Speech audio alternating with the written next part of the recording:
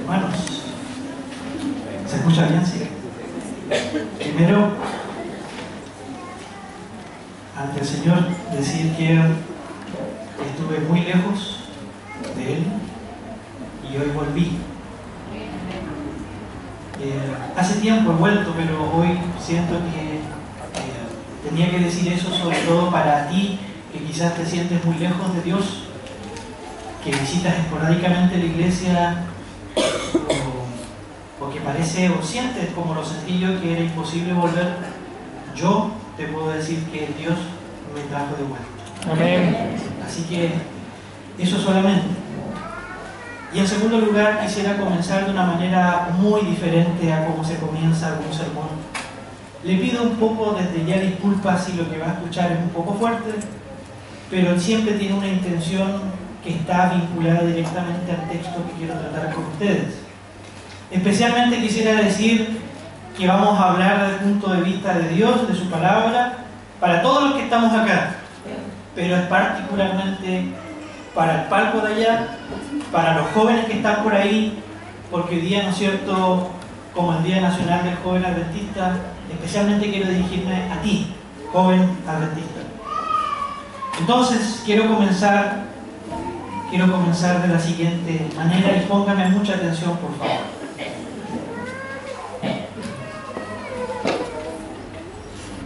Usted habrá oído de aquel loco que encendió una linterna a plena luz de la mañana y corrió al mercado gritando: «¡Estoy buscando a Dios! ¡Estoy buscando a Dios!».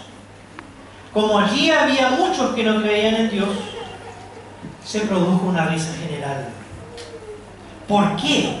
¿Es que se ha perdido?, preguntó alguien. ¿Se ha extraviado como un niño?, inquirió otro. ¿O está escondido? ¿O tiene miedo de nosotros? ¿O se fue de viaje o emigró? Y así vociferaban y reían. El loco se plantó entre ellos y los traspasó con sus miradas. «¿Dónde está Dios?», gritó. «Yo se los diré. Nosotros lo matamos. Ustedes y yo. Todos nosotros somos sus asesinos». ¿Pero cómo hicimos eso? ¿Cómo fuimos capaces de bebernos el mar? ¿Quién nos dio la esponja para eliminar todo el horizonte? ¿Qué estábamos haciendo cuando desligamos esta tierra de su sol? ¿Hacia dónde va ahora? ¿A dónde estamos yendo? ¿Alejándonos de todos los soles? ¿Nos estamos saltando continuamente hacia atrás, hacia los lados, hacia adelante, en todas direcciones? ¿Nos queda algún hacia arriba o hacia abajo? ¿No estamos extraviados en medio de una nada infinita? ¿No sentimos el respirar del espacio vacío? ¿No ha llegado este a ser más frío? ¿No es noche tras noche que vienen permanentemente? ¿No deben las linternas ser encendidas en la mañana? ¿No estamos oyendo todavía el cavar de los sepultureros que están enterrando a Dios? ¿No estamos oliendo sino solamente la descomposición de Dios? Dios también se descompone. Dios está muerto y nosotros lo hemos matado. ¿Cómo podemos nosotros, los más asesinos de todos los asesinos, consolarnos a nosotros mismos? ¿Quién era más santo y más poderoso que todo lo que el mundo ha poseído, ha sangrado hasta morir bajo nuestros cuchillos? ¿Quién quitará esta sangre de nosotros? ¿Qué agua habrá con que podamos limpiarnos? ¿Qué fiestas de expiación, qué juegos sagrados tendremos que inventar? ¿No es la magnitud de este hecho demasiado grande para nosotros? ¿No hemos nosotros de llegar a ser dioses simplemente para parecer dignos de serlo? Jamás ha habido un hecho mayor. Y quien quiera que nazca después de nosotros, por causa de este hecho, será parte de una realidad más elevada que toda la historia hasta aquí. Aquí El loco quedó en silencio y miró otra vez a sus oyentes. Estos quedaron también en silencio y clavaron la vista sobre él, asombrados. Al fin, arrojó su linterna al suelo, la cual se rompió y se apagó. Se ha dicho además que el mismo día el loco entró en varias iglesias y cantó su Requiem aeternam, Requiem al eterno Dios. Llevado fuera y llamado a rendir cuenta, se dice que cada vez replicaba: ¿qué son esas iglesias ahora sino las tumbas y sepulcros de Dios? Estas palabras que quizás usted nunca escuchó, las escribió en el pasado siglo XIX Friedrich Nietzsche en su famosa parábola El loco, que encontramos en la Gaia Ciencia. Muerte de Dios. En realidad, Nietzsche se erige, se levanta como el profeta de la posmodernidad para decirnos y proclamar a viva voz que Dios ha muerto. Pero cuando él describe tan vívidamente y con esa pluma poderosa que lo caracterizaba, la muerte, el deicidio, lo peor que se puede hacer sobre la tierra, él en realidad estaba profetizando lo que estaba pasando en su tiempo y sobre todo en el día de hoy. Nietzsche no fue el que inventó simplemente un lenguaje para describir lo que iba a acontecer en nuestra sociedad. Porque en realidad decir que Dios ha muerto, la muerte de Dios es la muerte de los valores fundamentales del cristianismo. Es el derrumbamiento de toda tradición y creencia. Es la falta de todo sentido si Dios muere. Es la muerte de los puntos mayores de referencia. Y por lo tanto es la exaltación de la pasión y la sensualidad, de lo momentáneo y placentero, de la intemperancia en la vida, de la vida, ¿no es cierto?, intolerante, de la violencia. Nietzsche nos hablaba de la muerte de Dios como el quiebre de la familia, de todo lo sagrado que hay en la vida humana, en el fondo, de la muerte de las verdades absolutas y de toda trascendencia, de la entronización del yo y mi voluntad, la mía.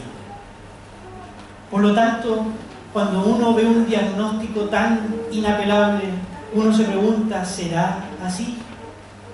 ¿Será que el cristiano hoy puede tener una voz disonante frente a lo que se está viviendo en nuestra sociedad? Yo quiero invitarlos a un texto muy conocido por la mayoría, pero invitarles a leer con más atención lo que el Señor quiere decir. Vayamos por favor a Daniel, el capítulo 1. Y en este texto vamos a ver varias ideas conocidas y algunas no tanto. Daniel, capítulo 1. Vamos a leerlo de corrido, sin ningún comentario, con mucho detenimiento, y después vamos a ver cuál es su significado para hoy. ¿Estamos todos? ¿Sí? ¿En Daniel 1? ¿Lo encontraron? Había 100 hojas, así que vamos a esperar. Me interesa que todos podamos leer. Daniel 1. Bien. Entonces dice Daniel 1, el primer capítulo de Daniel, desde el versículo 1 en adelante, lo siguiente.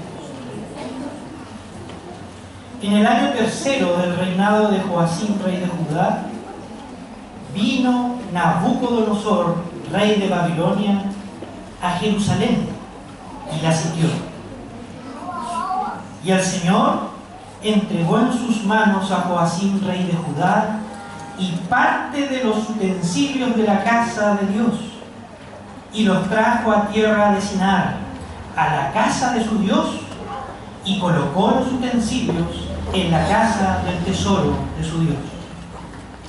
Y dijo el rey a Aspenaz, jefe de sus eunucos, que trajese de los hijos de Israel, del linaje real de los príncipes, muchachos en quienes no hubiese tacha alguna, de buen parecer, enseñados en toda sabiduría, sabios en ciencia y de buen entendimiento.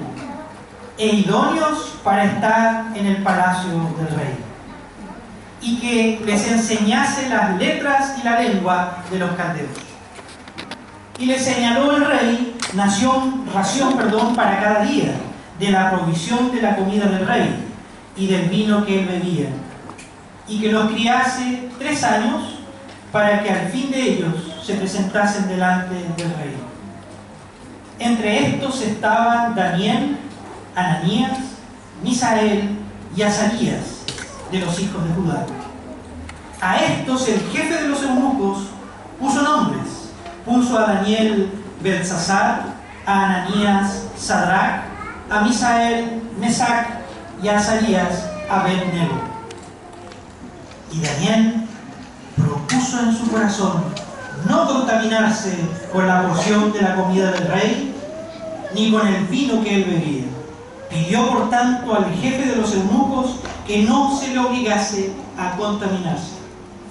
Y puso Dios a Daniel en gracia y en buena voluntad con el jefe de los eunucos.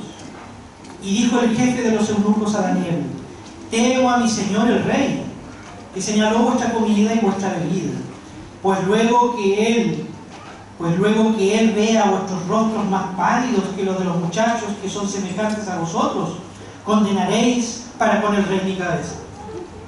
Entonces dijo Daniel a Belsar, que estaba puesto por el jefe de los eunucos sobre Daniel, Ananías, Misael y Azarías: te ruego que hagas la prueba con tus siervos por 10 días, y nos den legumbres a comer y agua a beber. Compara luego nuestros rostros con los rostros de los muchachos que comen de la ración de la comida del rey, y haz después con tus siervos según veas. Consintió pues con ellos en esto, y probó con ellos 10 días. Y al cabo de los 10 días, pareció el rostro de ellos mejor y más robusto que el de los otros muchachos que comían de la porción de la comida del rey.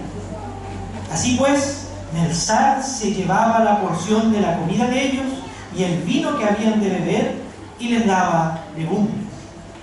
A estos 4 muchachos Dios les dio conocimiento e inteligencia en todas las letras y ciencias, y Daniel tuvo entendimiento en toda visión y sueños.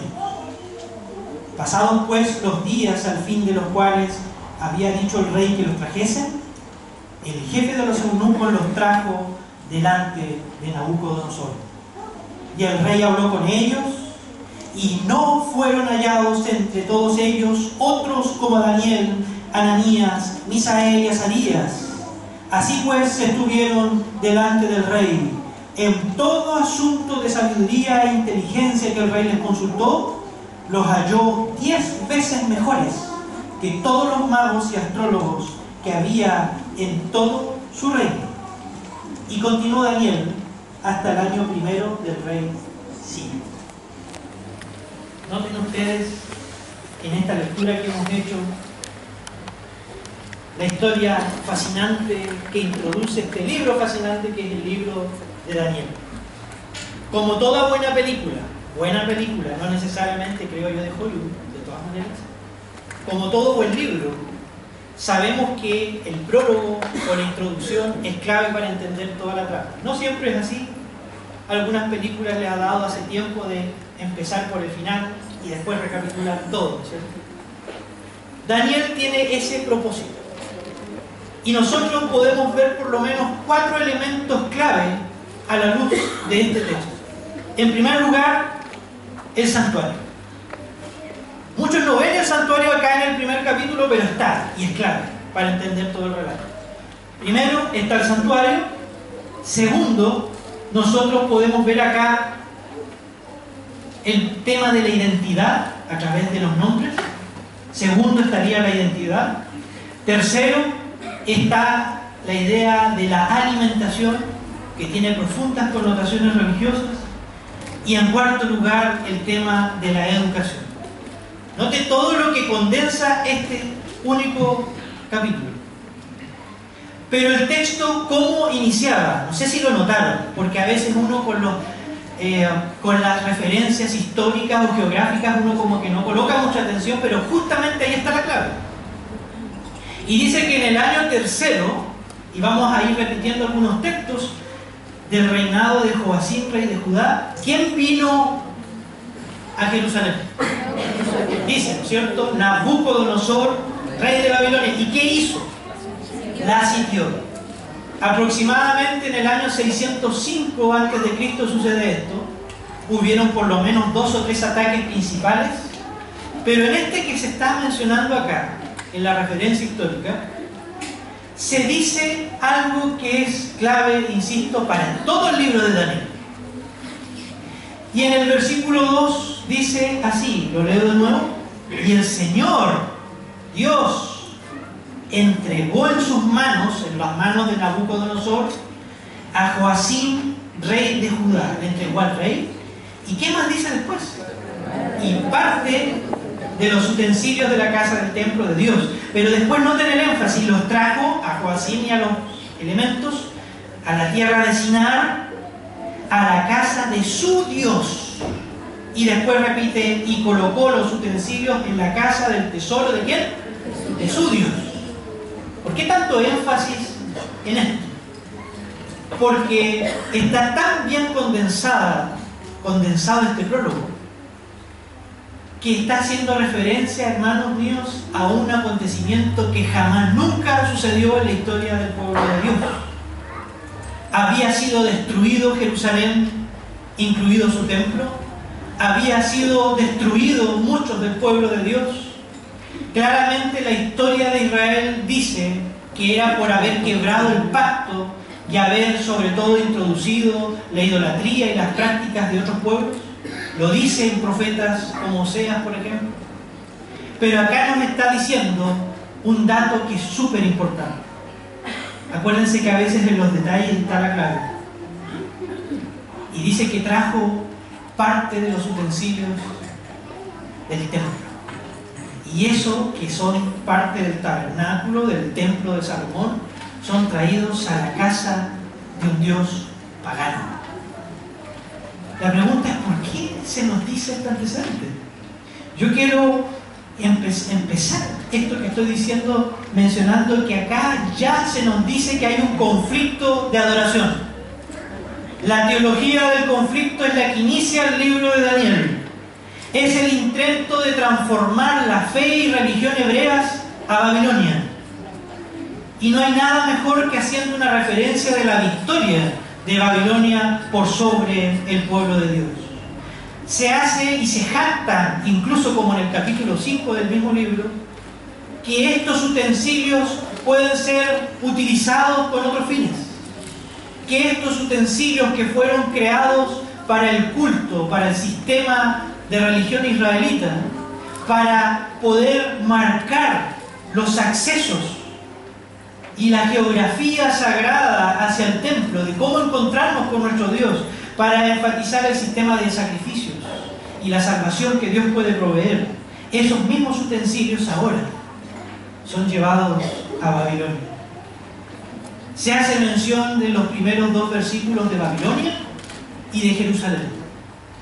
Y esto nos alcanzará hasta los días de hoy. Apocalipsis, nosotros sabemos, habla de este conflicto. Todo el libro habla de eso. Pero lo más interesante también es que este conflicto se está conectado textualmente, según el texto, con la vida de Daniel y sus amigos. Y esta es una conexión insospechada, porque uno se pregunta, tal cual como aparece en el texto, haciendo una lectura rigurosa, ¿qué tendrá que ver esta referencia de que los utensilios de la casa de Dios son tomados y puestos en la casa del dios Marduk o el dios babilónico con la vida de Daniel y sus amigos? Tiene que ver, y lo vamos a descubrir. Acompáñenme a un par de textos para que quede más clara esta idea. Dice, por ejemplo, Segunda de Reyes 25, sin perder Daniel 1, por favor. Y Segunda de Reyes, en el Antiguo Testamento, ¿no es cierto? Está después de los libros de Samuel. Segunda de Reyes, el capítulo 25. Notemos lo siguiente. Segunda de Reyes, capítulo 25. Veamos, por ejemplo, capítulo 25, repito, de Segunda de Reyes, versículos 8 y 9, por ejemplo. Noten el contexto, está hablando de qué? De la caída, ¿no es cierto?, de Jerusalén y la cautividad. Y de repente dice 25, versículos 8 y 9, dice: en el mes quinto, a los 7 días del mes, siendo el año 19, de Nabucodonosor, rey de Babilonia, que dice: vino a Jerusalén Nabuzaradán, capitán de la guardia, siervo del rey de Babilonia. ¿Y qué dice que hizo? Y quemó la casa de Jehová y la casa del rey y todas las casas de Jerusalén y todas las casas de los príncipes quemó a fuego. Pero ahora veamos el versículo del mismo texto en el 13 ahora. Versículo 13, miren. Y quebraron los caldeos, dice, las columnas de bronce que estaban en la casa de Jehová y las basas y el mar de bronce que estaba en la casa de Jehová, y llevaron el bronce, ¿a dónde dice? A Babilonia. Pero es más, dice, llevaron también los caldeos, las paletas, las despabiladeras, los cucharones y todos los utensilios de bronce con que ministraban, incensarios, cuencos, los que de oro en oro y los que de plata en plata, todo lo llevó el capitán de la guardia. Noten que es importante, y la Biblia hace un énfasis en el registro de esto que pasó. Noten que el énfasis está en lo que pasó con los utensilios, ¿no? Otro texto está en Salmos, capítulo 73, Salmos 73 más bien, y en Salmos 73, al medio de la Biblia, noten lo que dice sobre lo mismo. Salmos 73,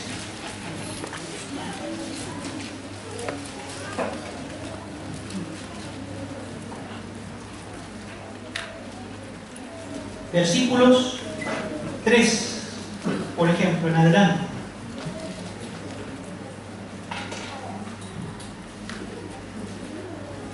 Perdón, el 74. Ahí por eso lo encuentro. Ahora sí, Salmo, el que está adelante, 74. Y el versículo 3 en adelante dice lo siguiente: dirige tus pasos a los asolamientos eternos, a todo el mal que el enemigo ha hecho en el santuario. Tus enemigos vociferan en medio de tus asambleas, han puesto sus divisas por señales, se parecen a los que levantan el hacha en medio de tupido bosque.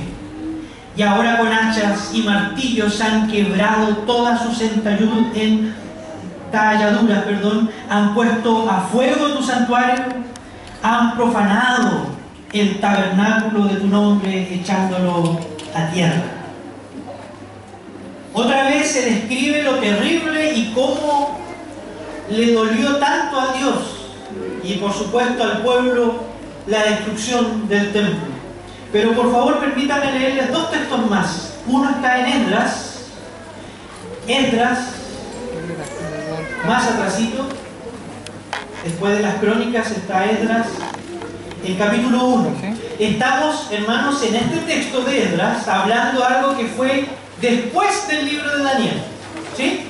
Esto sucedió, lo que vamos a leer, después del libro de Daniel, un texto posexílico, después que salieron de Babilonia. Y miren lo que dice el capítulo 1. Se repite mucho esta idea en todo Esdras, pero solo un texto. Esdras capítulo 1, y en el versículo 7 y 8. 1, 7 y 8, y dice: y el rey Ciro, ¿qué dice que hizo acá? Sacó los utensilios de la casa de Jehová que Nabucodonosor había sacado de Jerusalén y los había puesto en la casa de sus dioses. Los sacó pues Ciro, rey de Persia, por mano de Mitrídates, tesorero, el cual nos dio por cuenta a Sesbazar, príncipe de Judá. Noten que importante es el motivo de los utensilios de la casa de Jehová. Tienen que retornar. Y ahí empezamos a entender entonces por qué Dios los conservó. Dios fue el que le dio esos utensilios a Nabucodonosor. ¿No dice así el texto, Daniel? Y hasta después del exilio, Dios se encarga que vuelvan. Porque, y ya vamos a ver la enseñanza que está detrás, el último texto sobre esto, quiero que lo busquemos en Isaías. Estoy haciendo trabajar harto en la Biblia, pero esa es la idea. Isaías 52. Miren qué interesante este texto. Isaías 52, versículo 11, hablando de ya la promesa, porque Isaías fue escrito antes que Daniel, pero de lo que Dios quería que sucediera después del exilio. Isaías 52, versículo 11 dice: apartaos, apartaos, dice, salid de ahí, no toquéis cosa inmunda, salid de en medio de ella, purificaos los que lleváis, ¿qué cosa? Los utensilios de Jehová. Otra vez la idea de los utensilios, porque hermanos, en primer lugar, la pregunta entonces vuelve: ¿por qué son tan importantes? Porque, hermanos, representan los objetos al santuario y su sistema de adoración.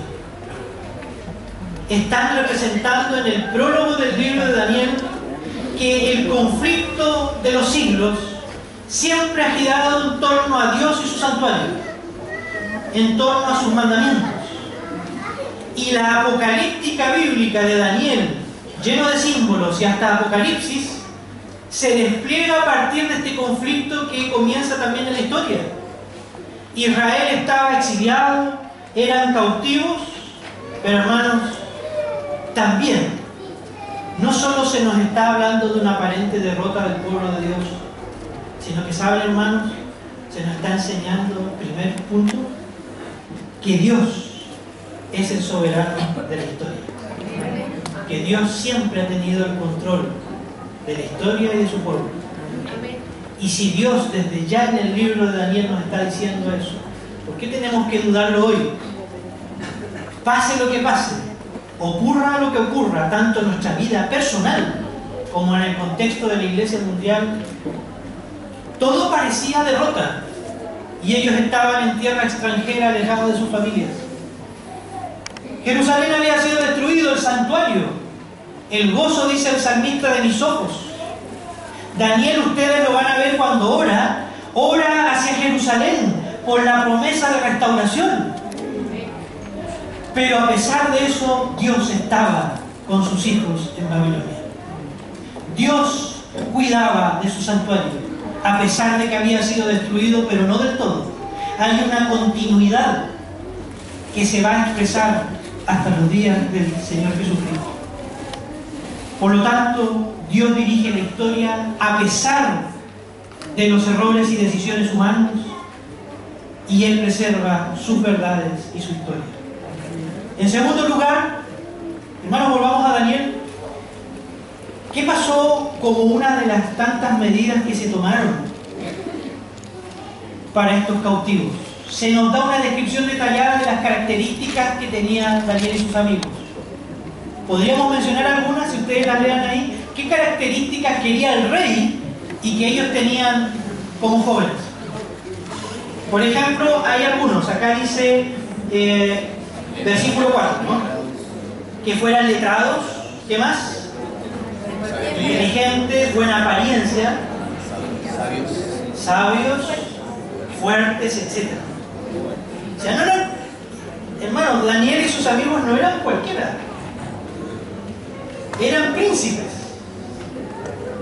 Incluso probablemente Daniel era sobrino o nieto, algo así, de Sedequías, el último rey de Israel. Era gente de la realeza. Y ellos han sido sacados de manera violenta para ser llevados a Babilonia. Y entonces, teniendo esta característica, una de las primeras medidas antes de la comida será cambiarles ¿qué cosa? Si yo le preguntara a usted, sin hablar, ¿quién es usted? Uno podría, y no les pienso mostrar, pero uno podría mostrar, ¿no es cierto? Pero lo voy a mostrar de lejos. El carnet. Porque ¿qué dice el carnet? ¿Quién es usted? En realidad, van a ir a... pero parece el nombre, ¿no es cierto? Y el root y todo eso. ¿Quién es usted? Y uno dice, esta persona soy yo. Su nombre suyo es que él no solo, entre comillas, lo identifica, sino que pasa a ser quién es usted, su esencia en su nombre, en alguna forma. Pero a ellos deciden cambiarle el nombre. Y uno podría decir, bueno, pero esto no es tan relevante. Esto podría no tener tanto peso. Pero no lo vamos a ver ahora, pero sabemos bien que esos nombres representaban divinidades babilónicas. Pero hasta aún todavía ahí no entendemos la significancia del nombre. Hemos aprendido también que el nombre en los tiempos bíblicos era sobre todo el deseo de los padres de que ese nombre representara el carácter al cual llegara esa persona. ¿No es así? Pero saben, yo quiero llevarlos a dos textos que pueden ayudarnos a iluminar algo que está detrás de estos nombres. Estamos en el punto 2 de los nombres y de la identidad. ¿Cuál es la función real de los nombres? Veamos el caso de José en Génesis 44. Génesis 44.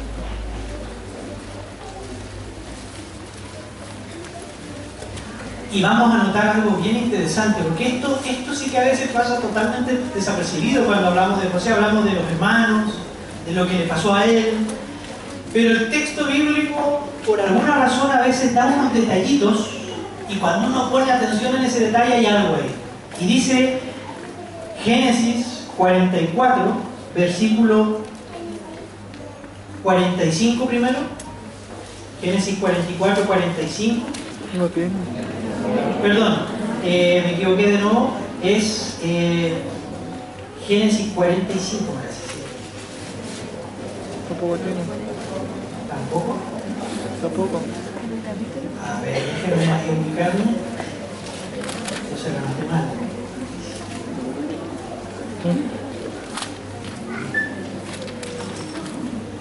Paciencia, hermano, que esto a veces pasa.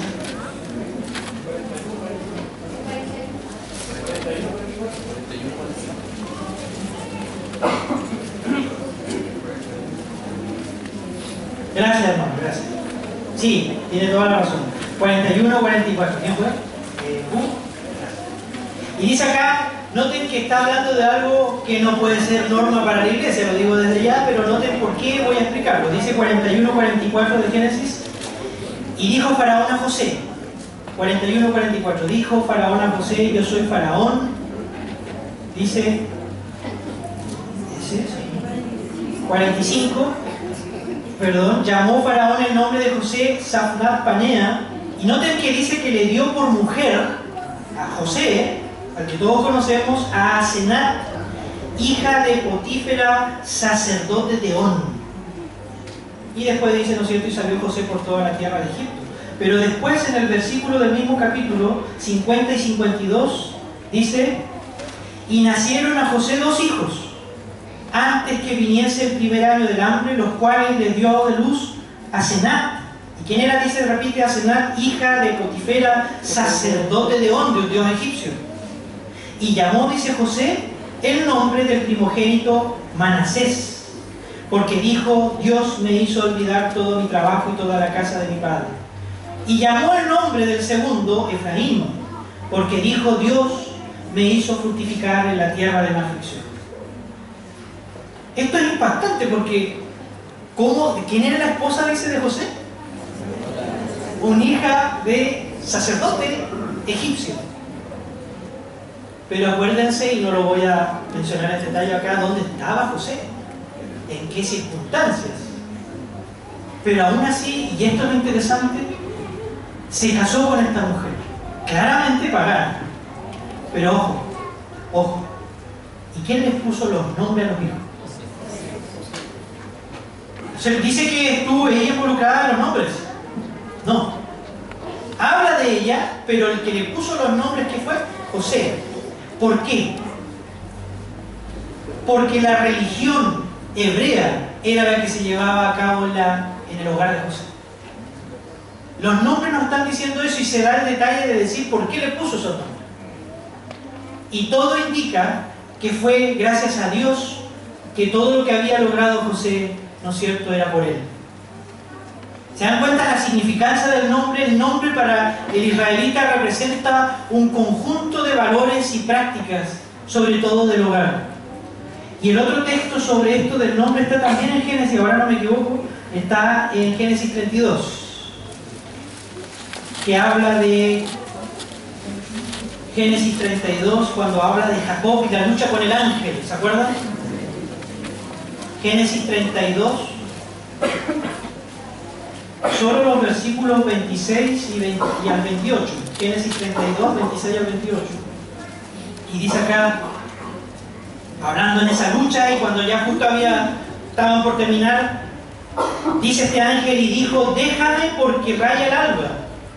Y Jacob le respondió: no te dejaré, sino ¿qué cosa? Si no me bendices. Quería Jacob la bendición. Y entonces, para responder a eso, le dice, y el varón le dijo: ¿cuál es tu nombre? Y él respondió: Jacob.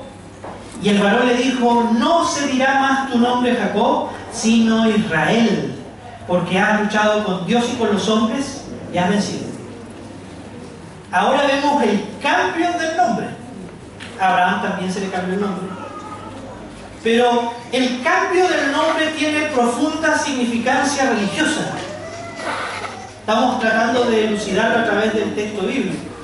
Y por lo tanto, la segunda lección para nosotros es que el nombre, ¿no es cierto?, para Daniel y sus amigos, significaba quién eran, de dónde ellos realmente provenían.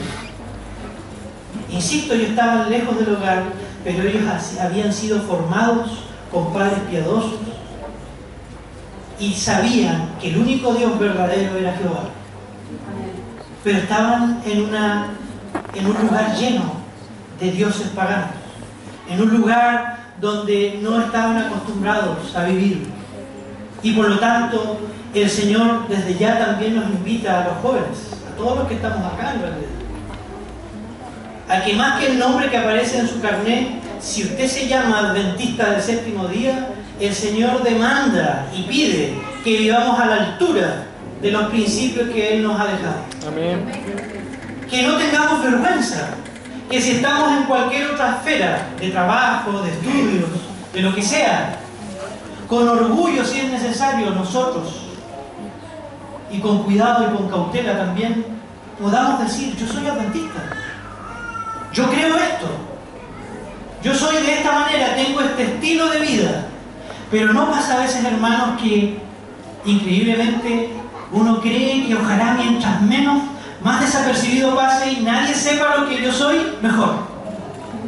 Y si a usted le ha pasado eso, y sobre todo los jóvenes, para que no se burlen de mí, para que no me digan cosas, para que la gente no piense que soy un fanático o algo parecido, Pablo en un momento dijo en Romanos 1: porque no me avergüenzo del Evangelio. ¿Por qué? Porque es del poder de Dios para salvación ¿a quién? A todo aquel que cree. Dios puede, a través de tu vida y de lo que tú eres hasta el día de hoy, transformar la vida de muchas personas. Tercero, ¿cuál fue la prueba principal de Daniel 1? ¿Ah? La prueba de la alimentación.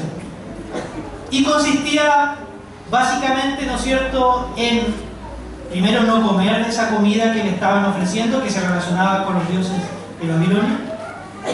Pero también Daniel le propone al siervo de Aspenaz y le dice: mira, hagamos una prueba. Solo danos, ¿cuántos días?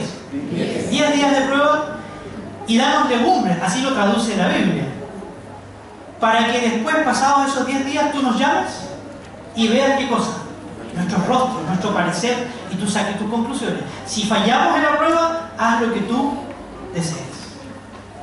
Yo pregunto, ¿es fácil una prueba así? ¿Te haría una prueba así hoy día? Dame 10 días y vas a ver que voy a aparecer distinto, más rosadito. Algo vas a notar en mí diferente, y tú no. Pero la prueba era tan importante porque también, incluso en este detalle, nos enseña que siempre el ser fiel a Dios requiere riesgos, requiere desafíos. No va a ser nunca fácil. Pero si usted se la juega por Dios, especialmente tú joven, si tú crees en la palabra de Dios y en lo que Él te ha dejado, Dios va a estar con nosotros. Y entonces sucedió que vino la prueba. A todo esto, la palabra legumbres en el hebreo es la misma que se usa en Génesis 1 para semillas. Es la misma. Dando a entender que no solo son lentejas y porotos, ¿no? Sino que podría involucrar frutas, legumbres, verduras y toda una comida vegetariana. Y entonces viene la prueba. ¿Y cómo salió en esta prueba Daniel y sus amigos? ¿Fueron superiores o no se notó mucho? Enormemente. ¿Cuántas veces superiores? 10 veces mejor. Y dice que lo detalla, ¿no? Eran más robustos y todo eso. Hermanos, ya esto también en tercer lugar nos está diciendo que la comida y la religión van juntas. Y acá toco un punto sensible, porque vivimos en una sociedad de la educación del mal gusto, de la lengua. ¿Usted sabía que el gusto se puede educar? ¿O por qué cree que es tan importante que un niño aprenda desde niñito, por más que cueste, ¿no es cierto? Porque cuesta, que coma algo sano? ¿Qué pasaría si usted lo dejara que coma lo que quiera? Y pasa muchas veces, ¿no? Deja al niño, si él lo quiere, déjalo. Y ellos tenían hábitos. Esta prueba, lo que estoy tratando de decir, no vino producto de la casualidad, hermano. Ellos ya traían un estilo de vida de tal manera que solo lo pusieron a prueba. Y entonces, para no extenderme mucho y llegar al final, ¿cómo comenzó la primera prueba en Génesis? ¿Cómo? Con comida. ¿Cómo? Y este sí quiero que lo leamos en la quizás más grande apostasía de la historia de Israel. Noten que hay algo que sucedió en Éxodo 32. Y Éxodo 32, que habla de la adoración del becerro de oro, en medio de esa tremenda y terrible apostasía aconteció lo siguiente. Éxodo 32 y en el versículo 5 y 6. Éxodo 32, versículos 5 y 6, después que Dios les dice, anda a ver a ese pueblo y todo lo que está pasando, pero mire lo que acontecía ahí. Versículos 5 y 6 dice, y viendo esto Aarón, edificó un altar delante del becerro y pregonó a Aarón y dijo, mañana, dice, será fiesta para Jehová. Ahí está el sincretismo, ahí está lo terrible, ¿no? Y en un momento dice, y al día siguiente, dice, madrugaron y ofrecieron holocaustos y presentaron ofrendas de paz. ¿Y qué se sentó a hacer el pueblo? A comer y a beber. Y se levantó, dice, a regocijarse. Fiesta. Fiesta. Y así podríamos enumerar la apostasía, lo leo usted en su casa, número 25, de Baal Peor, una matanza terrible, como muchas, muy pocas, digamos, que hay en la Biblia, y todo empezó por sacrificios a los ídolos y por comer. Porque la tercera lección que estamos diciendo acá en la experiencia de Daniel es la siguiente: lo que tú comas, lo que tú ingieras, el tipo de alimento que nosotros tengamos afecta directamente a la vida espiritual. Y muchos nos cuesta convencernos de esto. La sensibilidad, el que usted vea, el que usted camine, el que usted piense, el que usted hable, el que usted viva, ¿sería posible sin salud? ¿Sería posible sin estar bien en nuestra mente, en nuestro raciocinio? No. Pero eso es gracias a la alimentación. De hecho, cuando usted, lamentablemente, uno cae en la enfermedad, ¿qué es lo primero que muchas veces le dice el doctor que hay que cambiar? ¿Por qué cree usted? Hay gente que se hace vegetariano después cuando ya es tarde. Y yo pregunto, ¿Dios dejó esta luz para nuestra iglesia? Sí. Y hermanos, lo que estamos diciendo, y paso al punto cuarto y final, es que la alimentación es una forma central de adoración. Nosotros adoramos con nuestro cuerpo y con nuestro espíritu. Si no le queda claro, pregúntele a Pablo. ¿Qué dijo Pablo de que era el cuerpo? Templo del Espíritu Santo. ¿Podría haber usado otra metáfora? ¿Podría? era Pablo. Pero ¿por qué él dice que nosotros somos templo? Porque está enfatizando la naturaleza religiosa de la alimentación. ¿Por qué nosotros oramos en nuestras comidas? Porque estamos invitando a Dios en nuestro comer y en nuestro beber. Y entonces Pablo dirá, si coméis o bebéis o hacéis cualquier otra cosa, hacedlo todo ¿para qué? Para la gloria de Dios. Daniel y sus amigos lo entendieron. Y por último, está el tema de la educación, ¿no es cierto? La educación. Y hermanos, en el tiempo de Daniel se estudiaban muchas cosas, pero estas personas tenían una educación especial. Estaban en la corte del rey. Probablemente estudiaron 3 idiomas: la lengua acadia, la lengua sumeria y el arameo, que era el lenguaje internacional. 3 idiomas que tenían que manejar. Hasta el día de hoy, cuando uno lee los caracteres acadios, es terrible, es difícil, es muy complicado. Y en ese tiempo tenían que manejarla, además de la lengua hebrea, por supuesto. Pero es también claro que ellos tenían que iniciarse en los estudios de astronomía. El horóscopo y todas estas cosas, más de la astrología en realidad, proviene de Babilonia y también en parte de los egipcios. Y toda esta cultura, este acervo cultural de conocimientos, tenían que ellos aprenderlo. Tenían que aprender estos conocimientos. Y estudiaron, y se prepararon. ¿Y qué dice el relato bíblico de cuando ellos fueron llamados para que el rey en persona les preguntase? ¿Cómo los halló?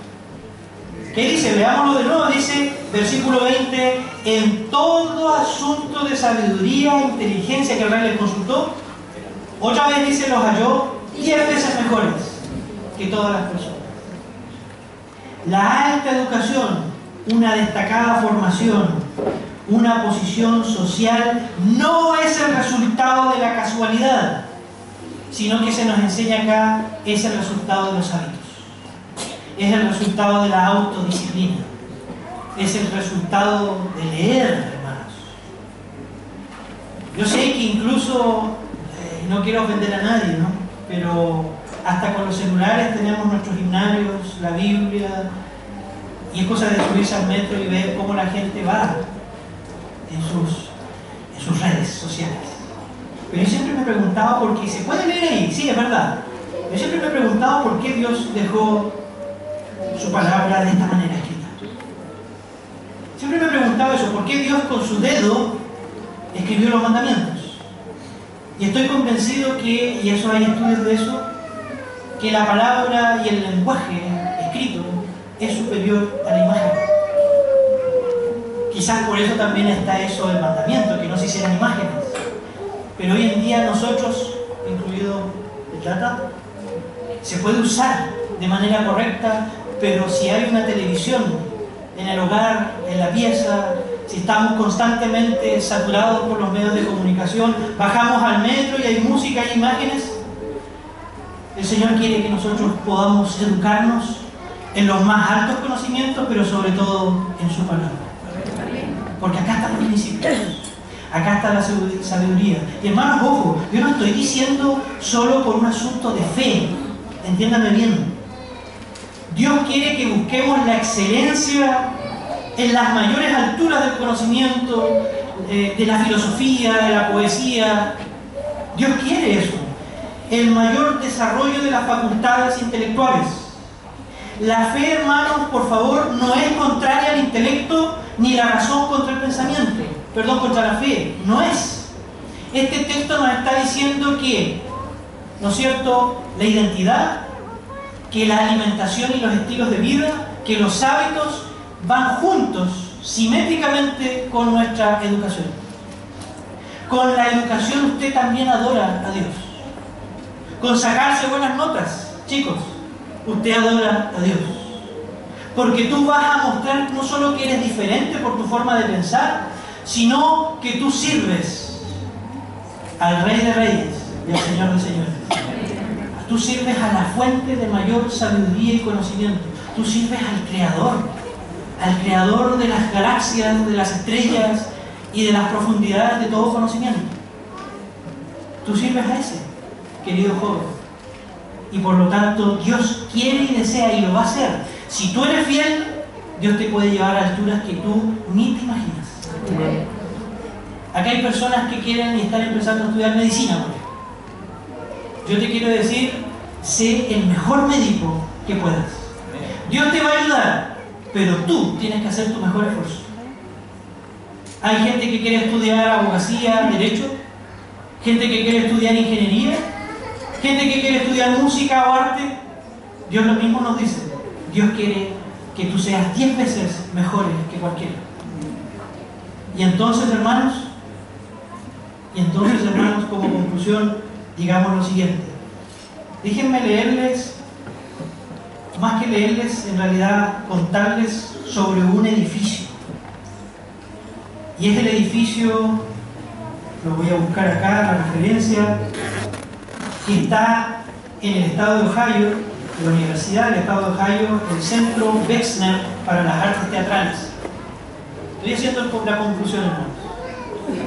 Y en este centro, que se publicó hace unos años en Newsweek, en esta revista, que era el primer edificio anticonstruccionista de Estados Unidos. Noten eso, el primer edificio. Sus blancos andamios, torres de ladrillo rojo, sus canales de grama de colorado evocan una toma doble cuando uno lo ve.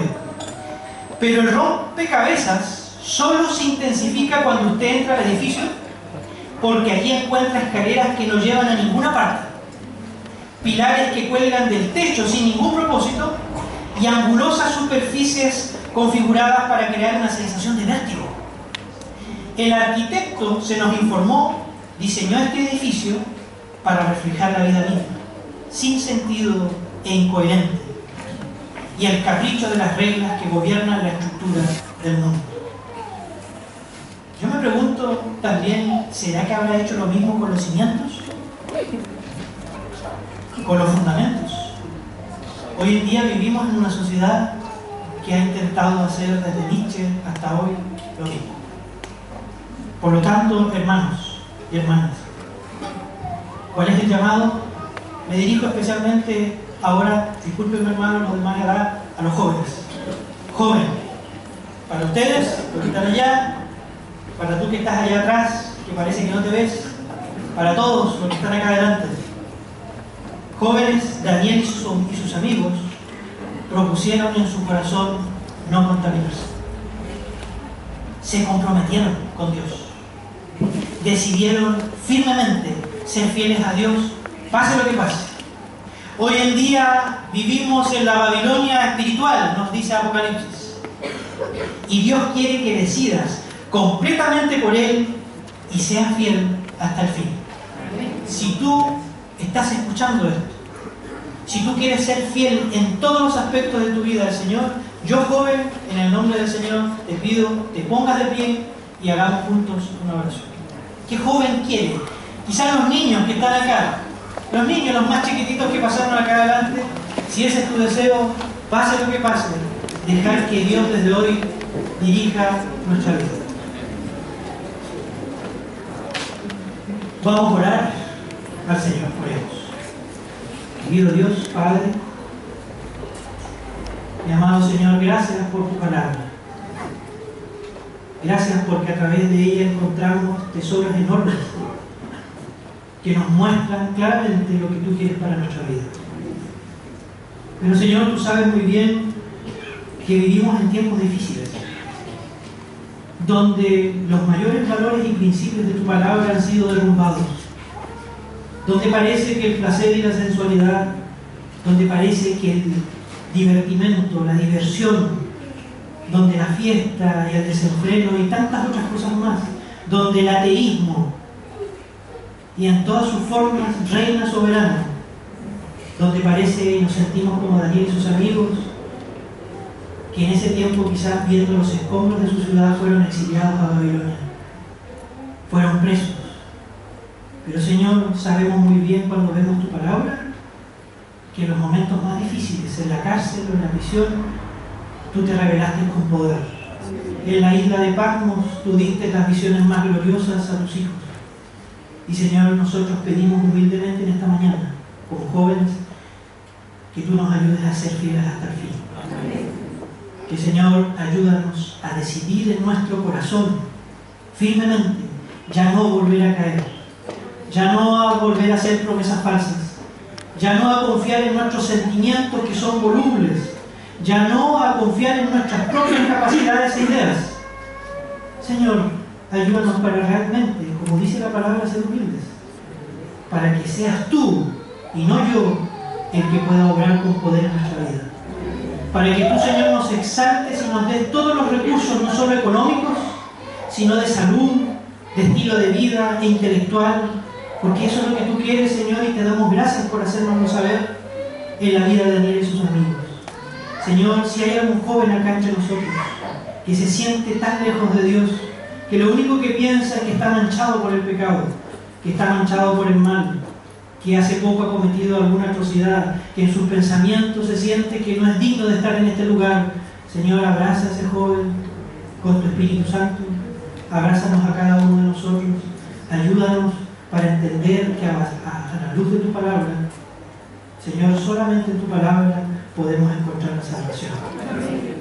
Señor, que podamos retirarnos a nuestros hogares llenos de esperanza, sabiendo que tú has estado con nosotros y que tu palabra quede guardada en nuestras mentes. Te lo pedimos y te lo rogamos, Señor, en el nombre de Jesús. Amén.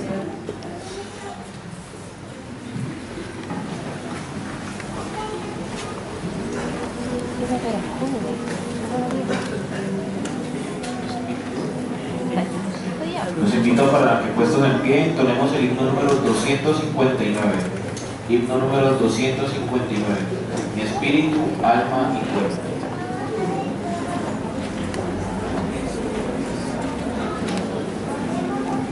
Nos ponemos en pie, ¿cierto?, para entonar el himno.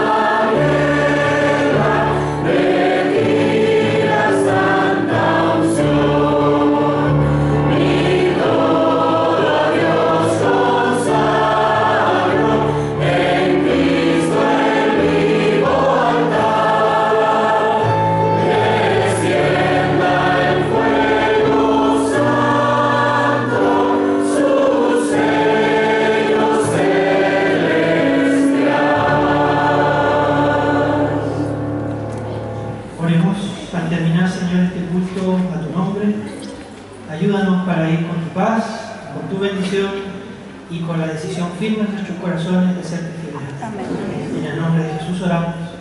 Amén. Himno